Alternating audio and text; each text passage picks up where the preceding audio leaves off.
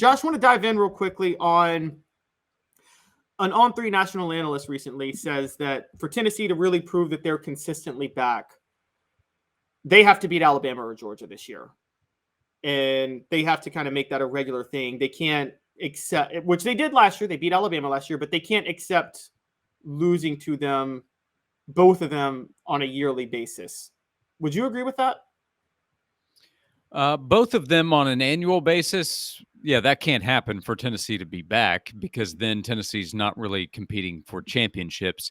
I suppose they could go 10-2 and still be in the college football playoff, but then that becomes a huge ask to never slip up against anybody else if you're not good enough to beat Alabama or Georgia.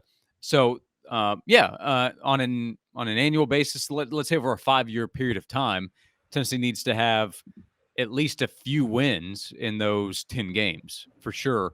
This upcoming season, I wouldn't say that. If Tennessee loses to Alabama and Georgia, as long as they continue to have success against the other opponents, then Tennessee can still be back. If they're winning, competing at a high level, blowing out some of the teams like they have, and recruiting at a high level, then that would tell me Tennessee has established its position as a top, let's say, 15 team in the country or program at current state. But over the next several years, yeah, Tennessee's going to need to beat Alabama. And I guess when the schedule is finally approved for whatever it's going to be in the future, we won't see Tennessee play Georgia every year, most likely. If they go to a 9-game schedule, it's every other year. But the point would be made that you need to beat those elite teams several times, and I would agree with that.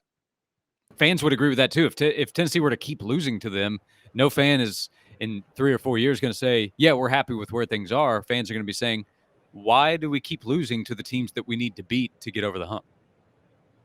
Yeah, it's kind of like it goes back to the 90s when Tennessee was rolling. I mean, people forget how big that 98 Florida win was, because there was the whole Tennessee had Peyton Manning, their top 5 every year. But the question just was, why can't we beat Florida to get over the hump? What are they doing that we're not? Basically, that's what they all call. You have your favorites to win it. And Florida at the time was the big boy you're trying to catch. They had a national title. They were winning SEC titles. And Florida had the winning streak against Tennessee. Right now, the big boys in college football from the SEC are Georgia and Alabama. And LSU's trying to establish itself as that again, and will have a chance this year. And Tennessee won there last year, but that's year one with Brian Kelly. The big picture would be Alabama and Georgia. They have set the bar for what everybody is trying to do. So if Tennessee can't beat them, either one of them again over the next few years, well, then Tennessee's below the bar of the standard that is set for best of the best football. So, yeah, Tennessee has to beat them to get over. At some point, you got to beat them, whether it's in the regular season or the playoff. At some point, you have to go through Alabama and or Georgia to win an SEC or national title.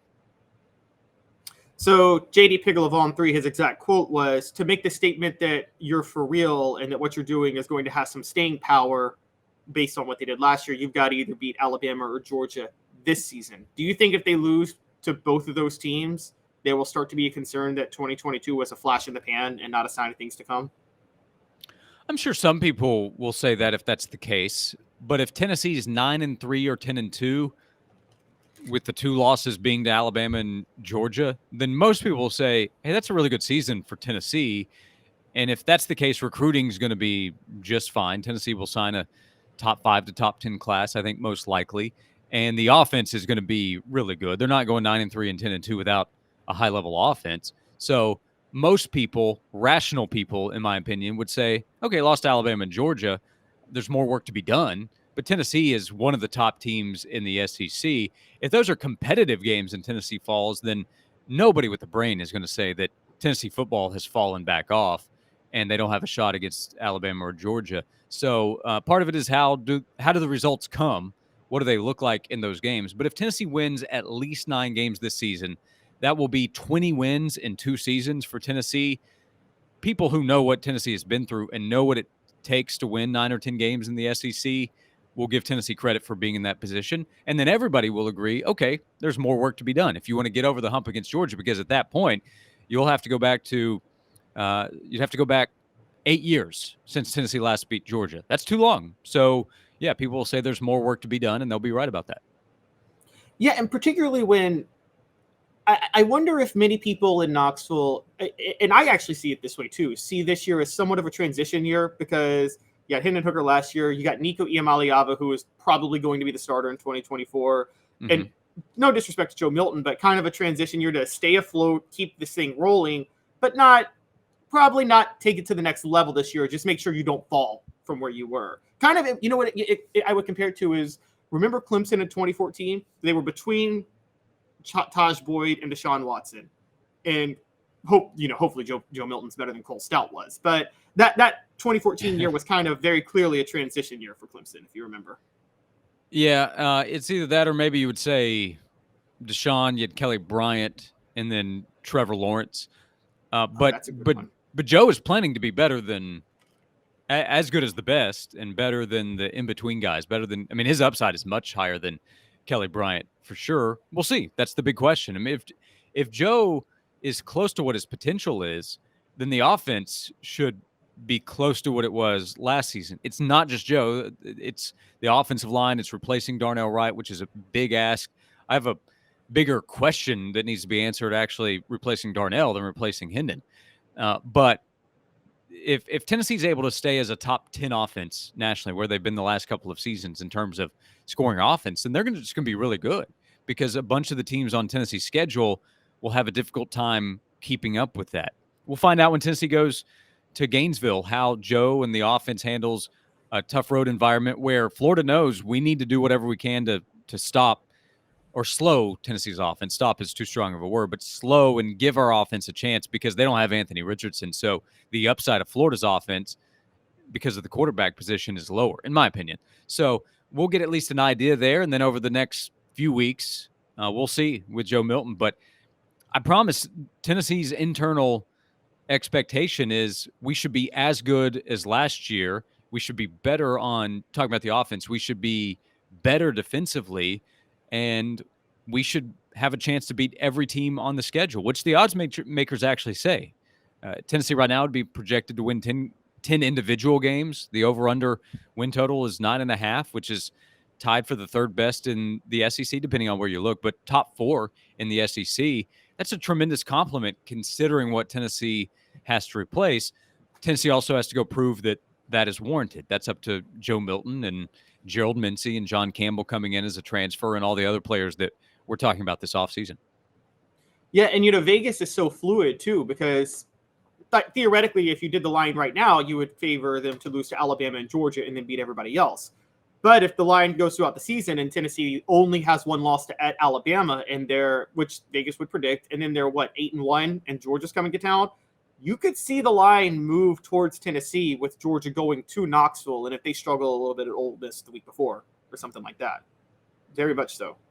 Yeah, maybe so. Part of that depends on how Tennessee does in its wins. But if Tennessee's a one-loss team going into the Georgia week, then Tennessee has outperformed expectations because it's important to remember while Tennessee would be favored in 10 of the games, the reason that the win total is a little bit lower is because the expectation is not that Tennessee wins all of those games. It's that Tennessee would be a favorite in each of those games. But if you do the probability is they slip up somewhere.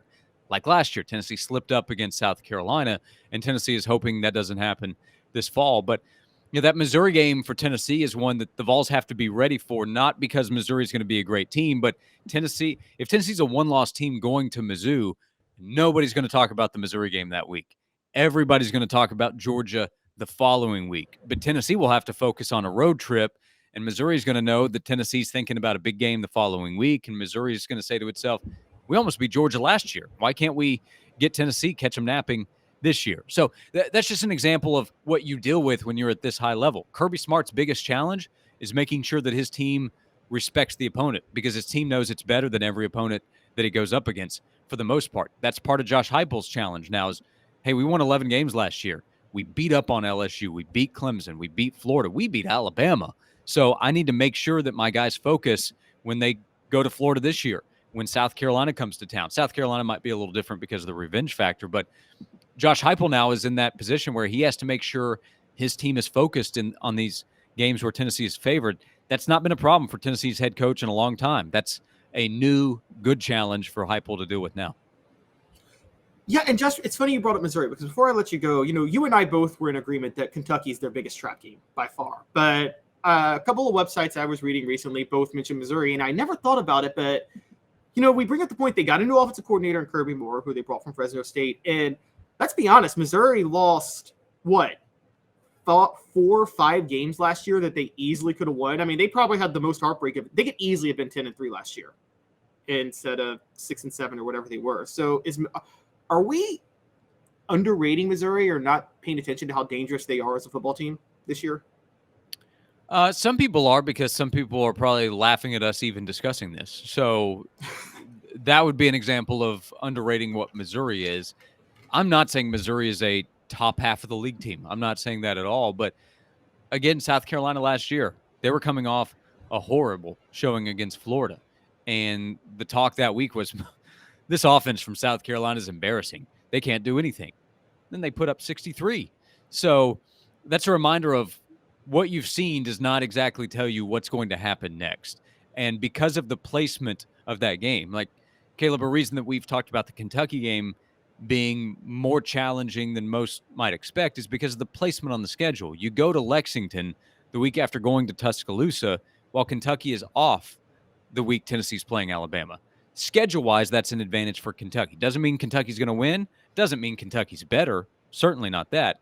But Tennessee playing Missouri on the road in November, the week before hosting Georgia, schedule-wise is a bit of an advantage for Missouri. First of all, they're at home. It's not a fun time of year to go to Columbia. And then the focus could be elsewhere. So it just presents other challenges that Josh Heupel will have to deal with. If Tennessee plays its best football or even close to it against Missouri, Tennessee will win. But if Tennessee turns the ball over and is not dialed in, and they have a couple of 3-and-outs early, and Missouri's able to put some points on the board, and all of a sudden there's that uh-oh factor, then you've put yourself in a risky position. So when we get to that game later on in the year, these will be the talking points, assuming Tennessee's had a good season. If we're wrong about how good Tennessee's offense is, well, that creates a different conversation. But if Tennessee's a really good team in November, then the week of the Missouri game, the talking points that week on this show, on every show, will be Tennessee needs to be focused. Tennessee can't go there and turn it over. Tennessee needs to be dialed in.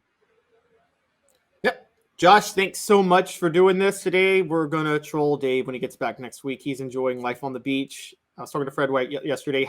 Here's another line. How red do you think he's going to be when he's back on Monday? Dave, well, his baseline is like a 4, so he's going to be a 9 minimum when he comes back.